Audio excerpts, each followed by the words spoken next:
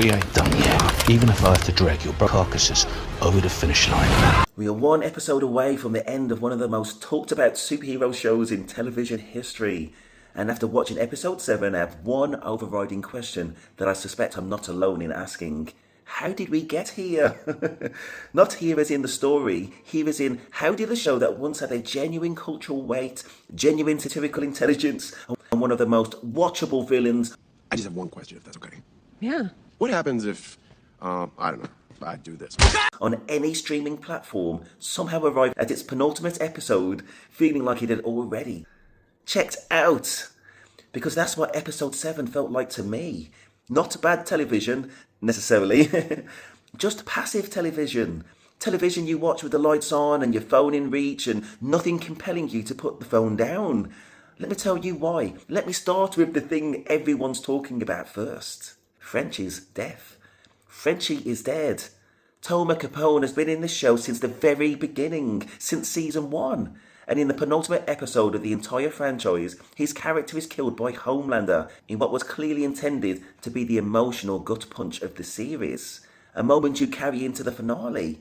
The kind of death that reconfigures everything that follows it. But it didn't land. I've been turning over why because I want to be fair to it. This isn't about not caring about Frenchie as a character. The character has history, has depth, has the whole arc of survival and trauma and love the show built carefully across its seasons. It's about the fact that in the run-up to this moment, the show has basically forgotten he existed. He's been largely absent for the entire season. The last series was years ago. And so when Homelander appears, conveniently, while nobody else is around to intervene, and kills him, the show is asking you to feel something for a relationship it has not been tending. You can't withdraw from an emotional bank account you start making deposits into. The critics largely agree. Den of Geek put it plainly. Frenchie has recently been reduced to facilitating Butcher's plans and loving Kimiko, which is a waste of everything the character once was. And the death itself? We don't even get to see how it happens clearly. There's blood, there's the aftermath, and then Homelander moves on. Indifference. I think that the indifference was meant to say something about Homelander, about the complete disposability of human life to a man who has decided he is God. In a better constructed season, that coldness might have been unbearable to watch. Instead, it was just another closed door. Next, let's talk about Homelander, because he is simultaneously the best thing about this episode and the most frustrating. Anthony Starr is genuinely an extraordinary actor. That is not in question. The episode opens with him in the Oval Office, newly declared God, sitting behind the resolute desk, demanding that Congress be disbanded, that breastfeeding be mandatory, that nut milk be banned, and that the president fall in line behind him completely. He kills the president. He is unhinged in the specific, calibrated way that only Starr can play, where the comedy and the horror occupy exactly the same space, where you genuinely cannot tell whether to laugh or to be afraid, and so you do both at once. That is great television. That is Anthony Starr doing what Anthony Starr does better than almost anyone currently working. And this is the part where I struggle to understand what the writers were thinking. They sideline him for the rest of the episode, after one of the most explosive openings the season has produced. Homelander is essentially pushed to the margins. The momentum dies. Multiple reviewers have flagged this as one of the episode's central failures. After building to this moment across 6 episodes, the show does not seem to know what to do with him once he has everything. That is a structural problem, and it is not Anthony Starr's problem to solve. So next I'm going to talk about Soldier Boy. There was a scene involving Soldier Boy that crystallises everything that has gone wrong with that storyline. Soldier Boy, who the show has spent considerable time and energy building across this season, ends the episode back in the cryochamber, incapacitated, basically where he started. And the way he gets there, Homelander chokes him out. Not a battle, not a reckoning, not a scene worthy of what the season promised. Homelander chokes him like a superhero would choke an ordinary man. The most mundane possible resolution to that storyline. I had some sympathy for the Soldier Boy arc in theory. The idea that his decision to give Homelander the V1 serum was driven by what Homelander's mother would have wanted. I could see what they were reaching for. There was something potentially interesting in the idea that even the most hardened, violent men can be moved by a ghost they never properly confronted. But the execution has not earned that moment. The reasoning doesn't balance against everything Soldier Boy felt and expressed before it. It doesn't feel like a revelation. It feels like a shortcut. And if Soldier Boy is now in a cryochamber and Homelander, who has absorbed the V1 serum, is now functionally immortal, then we are heading into a season finale with a villain who cannot be killed by conventional means, and a hero in Butcher who is already dying, and a set of storylines that have not been properly threaded together. But let me talk about something that actually worked, because I don't want this to be entirely a prosecution. Daveed Diggs as O-Father. And I knew where I recognised him from, and I suspect many of you did too. This is the man from Hamilton, one of the most genuinely talented performer-composers of his generation. And the show gives him a musical number in this episode. A dark, satirical, full production piece about the coronation of Homelander as God, complete with religious imagery and the specific madness of Christian nationalist spectacle taken to its logical conclusion. But is it necessary? No. Is it a slight indulgence in a penultimate episode that is already struggling with pacing? Probably.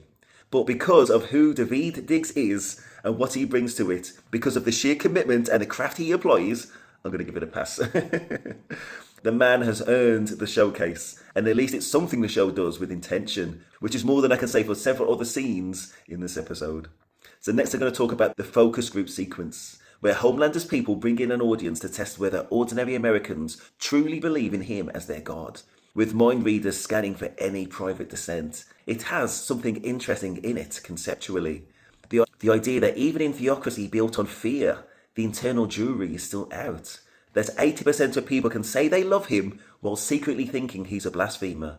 That the architecture of worship and the architecture of belief are not the same building.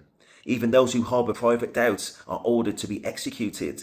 There's a grim joke in there about the end state of performative loyalty, about what happens when a system demands not just compliance, but genuine conviction, and realises it can never compel the latter. The problem is it's handled as a snapshot, a brief scene. It gestures at an idea it doesn't develop and then moves on. In a better season, that would have been a thread running across multiple episodes. The tension between public submission and private resistance in a society under Homelander. That is a genuinely interesting show. This season occasionally catches a glimpse of it and then looks away. There are two new superheroes introduced in this episode, Dognot and She-Line, deployed as a plot function to execute the audience members who fail the loyalty test. They made no impression on me whatsoever. Two people with powers introduced in a penultimate episode without grounding, without character. One has a special ability connected to detecting smells, used as a joke that does not land, but neither of them adds anything to the world.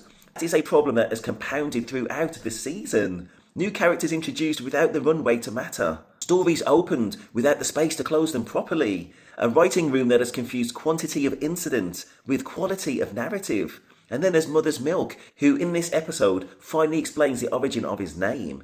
As a character moment, isolated in a vacuum, it's apparently quite touching. He found a baby bird as a child and nursed it back to health, endured mockery for it, kept the name because it made him feel good to know he'd helped something innocent survive. I'm not against that scene in principle, I'm against its timing. One episode from the finale, when every minute should be serving the end game. That scene belongs somewhere in episode 2 or 3. Its placement says something uncomfortable about the season's overall planning. So next we're going to talk about finale predictions. So where does all of this leave us heading into the finale? Here is what we know, or what we think we know. Butcher has crossed a line, broken from the group to pursue a genocidal solution using the Supes virus, fully surrendering to the Kessler hallucination. He's no longer the anti-hero we've been following. He's become a second antagonist. Whether the show handles that well in the finale remains to be seen. Homelander is now immortal and in power. The mechanisms available to stop him are narrow. Soldier Boy is incapacitated. Ryan has not been seen since episode 3, which either means he's irrelevant to the conclusion or he's been held back for something decisive. I genuinely don't know which. The Supes virus is presumably still in play. Sage, who was introduced as a strategic mastermind and frustratingly underused all season, either has a plan that the finale will finally reveal, in which case she was one of the most expensively assembled red herrings in recent television. My honest prediction, Homelander does not die. I think the show ends with Homelander contained rather than killed, perhaps alongside Soldier Boy, sealed away together, the father and the son. The two things the world could not deal with, but equally could not destroy. And Butcher probably sacrifices himself, which is the cleanest available ending for where his character has arrived. Whether that constitutes a satisfying finale is another question entirely, and whether a season that has run at half its potential capacity can produce an 8th episode that justifies the whole run. That is the question I'm carrying into next week. The finale, Blood and Bone, drops on the 20th of May. We'll see. The Boys, Season 5, Episode 7, The Frenchman, The Female, and The Man Called Mother's Milk. Written by Ansel Richardson, directed by Sylvian White, streaming now on Prime Video. Please like and subscribe, and thank you. We're going all the way. No matter the cost.